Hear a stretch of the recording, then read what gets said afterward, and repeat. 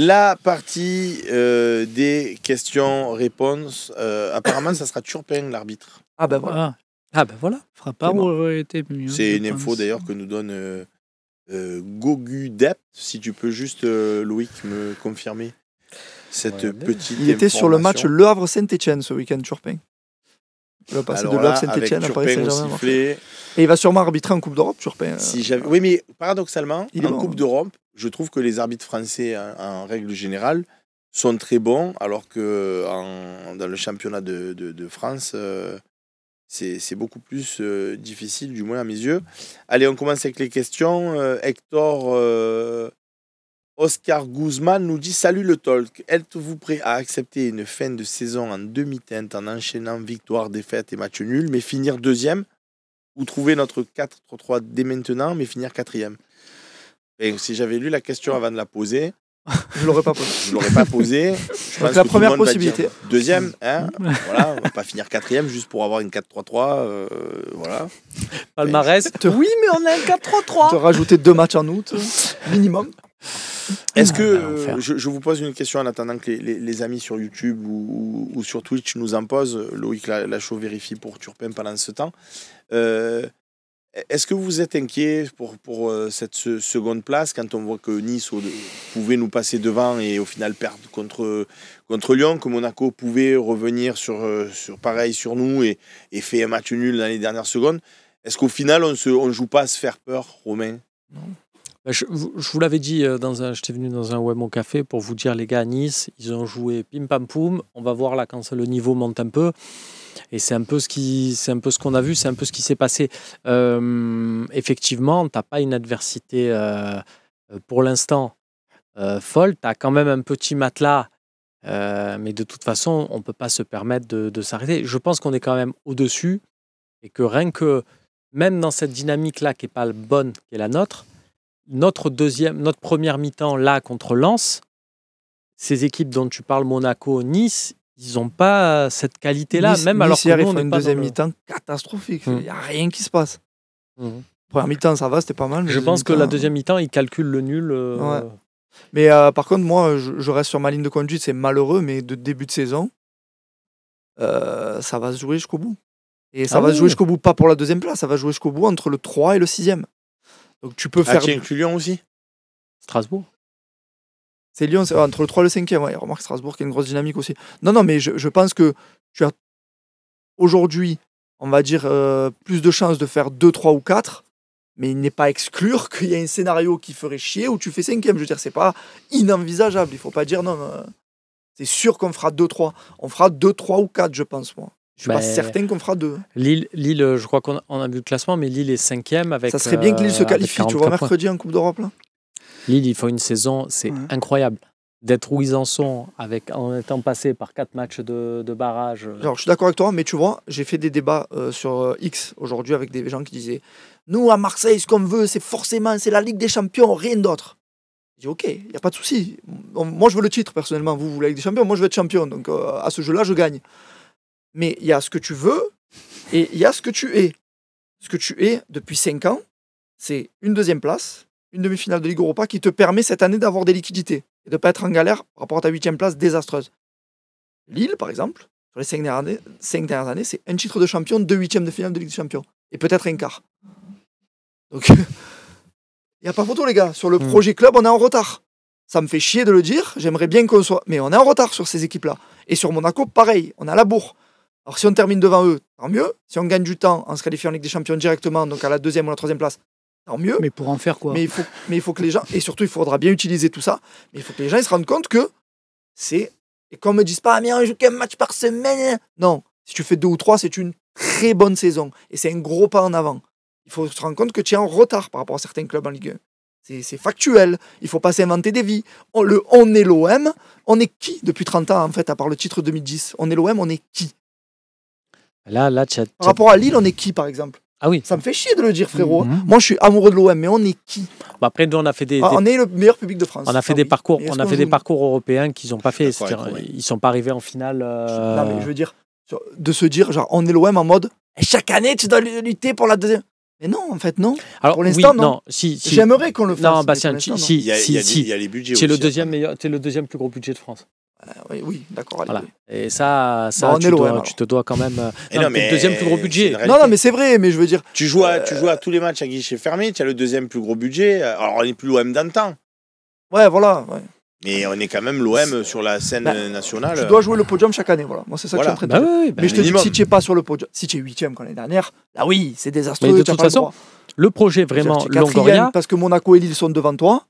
Pour moi, il n'y a rien de scandaleux, tu vois ce que je te dis? Non, mais tu auras mal travaillé sur certains aspects, mais il n'y aura rien de scandaleux. Le projet Longoria, on va dire grosso modo, on va l'appeler comme ça depuis qu'il est président, qu'il a pris cette fonction-là pleinement, c'est 2022, tu es sur le podium, 2023, tu es sur le podium, accident 2024, donc si accident 2024, c'est que 2025, tu dois de retour être sur le podium. Si tu fais 3 podiums sur 4, moi j'aimerais que ce soit champion aussi. Pour moi, c'était dans cette dynamique-là, et c'est, encore une fois, je le rappelle, un tout autre football, un tout autre contexte, d'autres moyens, mais Pape Diouf, c'était des podiums qui t'ont amené à avoir un meilleur indice UEFA et qui te mènent à la finalité. Donc, bon, les amis, il faut continuer comme ça. On va quand même prendre des questions. Zakoza qui nous dit Luis Felipe a-t-il été recruté pour être titulaire?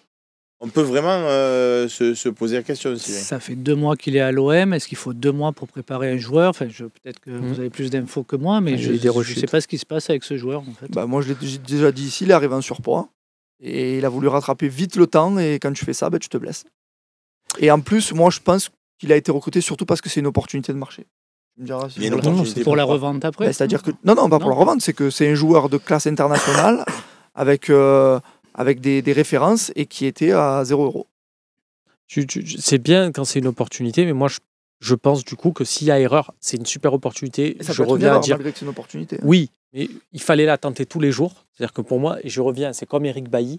C'est-à-dire que ça n'a pas marché, mais bravo de l'avoir tenté. Il fallait le tenter. Ça n'a pas marché, mais il fallait le tenter. Luis Felipe, il fallait le tenter dans cette position-là. Bravo. Je trouve que l'erreur, ça a été justement peut-être en termes de communication, de présentation, on aurait dû dire « j'ai le temps » et de dire à tout le monde « on l'a recruté, mais calme ». Alors que là, on l'a tru et lui, il a dit sa première conf « non, mais moi, dès que je peux, je joue et tout ». Tu as raison. Même lui, dans sa tête, je pense qu'il s'est mis un peu de pression. Bubur 16 qui nous dit, s'il vous plaît, 100 fois Rongier, mettons les joueurs à leur vrai poste. Je pense que Rongier aussi aimerait jouer à son poste. Je pense que De Zerbi aimerait pouvoir aligner tous les joueurs à leur poste. Mais encore une fois, il y a une dynamique à trouver, il y a des absents à pallier. C'est difficile le management. Tu fais des choix, des fois, c'est pas les bons. Moi, je réponds à Bubur. Sur ce match-là, Cornelius suspendu, Luis Felipe rechute, Murillo blessé à l'adducteur. 3 mecs sur un même secteur de jeu, à savoir l'axe droit, c'est entendable de dire à Rongier mets-toi là et on met Benasser au milieu. C'est des fous. Du coup, ça doit pas être. C'est pas répétable, ça. Oui, si, nous on est. C'est. Non, Film d'horreur 86 qui nous dit Seb, calvitie précoce, Kiki féroce, comme disait mon père. Ok. Catenaccio, ne trouvez-vous pas que l'arrivée de Benasser a quelque peu déséquilibré l'équipe? Si on dit ça, comme tu l'as dit tout à l'heure, l'arrivée de Rabiot a déséquilibré l'équipe. Parce que rappelez-vous, Rabiot, il est intégré pour le match à Strasbourg qui se passe mal, derrière machin. Donc, on peut le dire, faut le dire de plein de joueurs, mais c'est que juste qu'il faut trouver, et je pense que dans quelques semaines, quelques mois, on va avoir un super Benasser. Déjà, Benasser est très mauvais contre Nantes, mais je trouve excellent, à part ses coups de pied arrêtés, là par contre. Putain, Ismaël, ça... Bref, mais sinon, je le trouve excellent. Moi, je trouve que c'est le meilleur joueur de champ samedi. Ouais, je suis pas aussi... Ouais, voilà. Moi, personnellement, et c'est un avis tout à fait personnel, je trouve qu'offensivement, il apporte absolument... Autant, tu vois, tu vas jouer contre Lille, tu joues contre Paris, tu joues contre Monaco. De le voir dans cette position avancée, ça me régale parce qu'il équilibre l'équipe et qu'il apporte toute sa classe.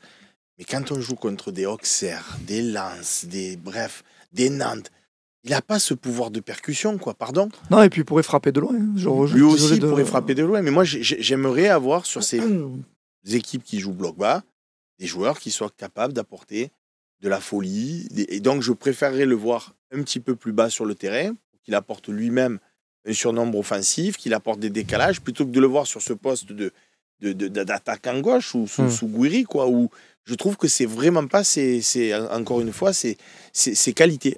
Quand on joue contre des blocs bas, après quand on joue contre Paris ou quand on joue contre Monaco, Lyon, etc., ça équilibre le milieu de terrain.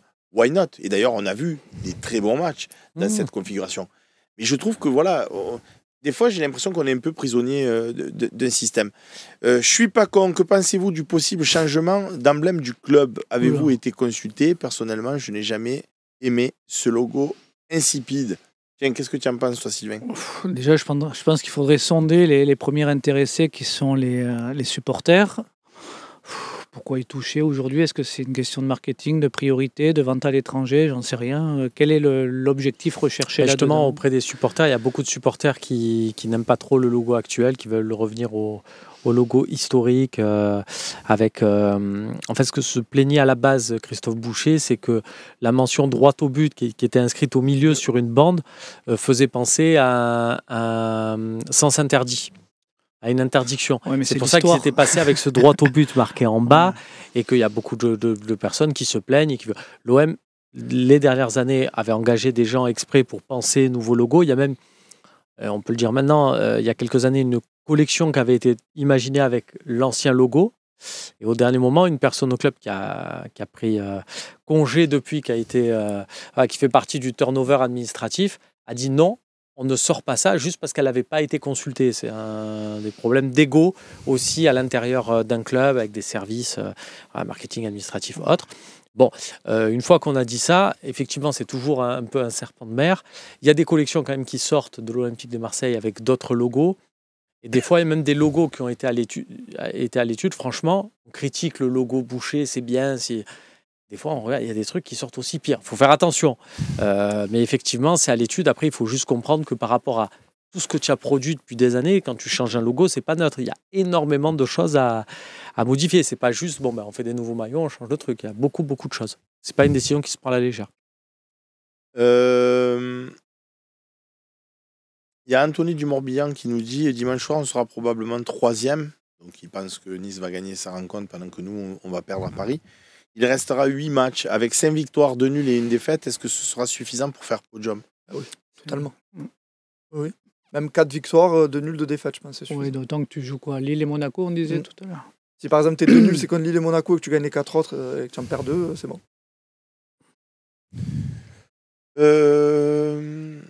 À noter, parce que je fais une petite parenthèse, excellent arbitrage samedi.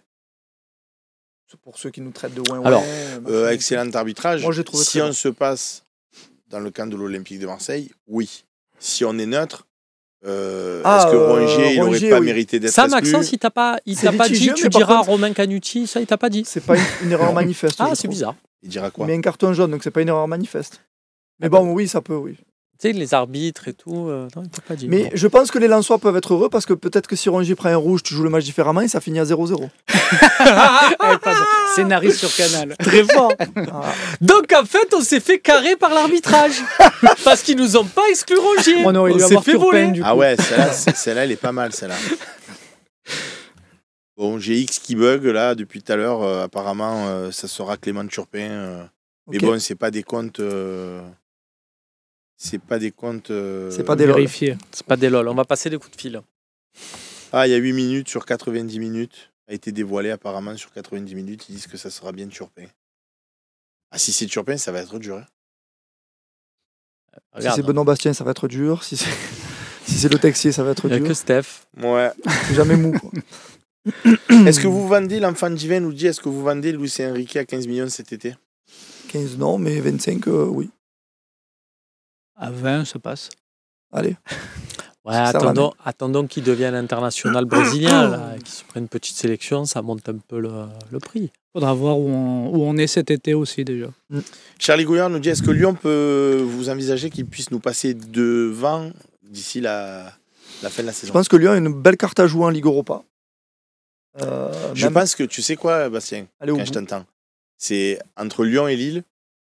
Je pense parce que je les vois, j'espère du moins, je les vois, j'en sais rien, mais j'espère qu'ils se qualifieront contre Dortmund. et que forcément, du coup, ils perdront encore des points en championnat. Ben oui, c'est sûr. Et que Lyon, pareil, s'ils continuent leur parcours européen, à un moment donné, ils vont perdre des points. Donc en fait, on va se battre avec Nice et Monaco. Lille, s'ils gagnent leur match Si Lille contre se qualifie, je suis Dortmund, d'accord. ils tombent contre Aston Villa, grosso modo, c'est ça? J'ai plus le.